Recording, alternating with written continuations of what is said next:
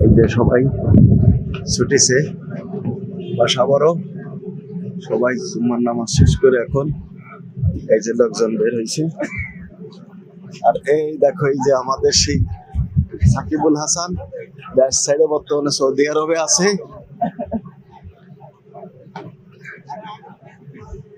সবাই নামাজ শেষ করে এখন রুমের দিকে যাচ্ছি। মসজিদে তো জায়গা হয় না, তাই সব রাস্তার উপরে এভাবে আমাদের নামাজ আদায় করতে হয়।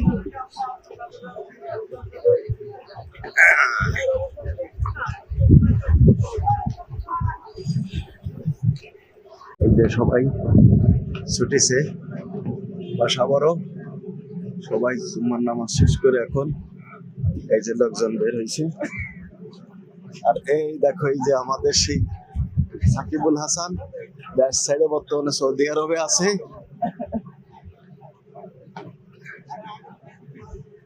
সবাই নামাজ শেষ করে এখন রুমের দিকে যাচ্ছি।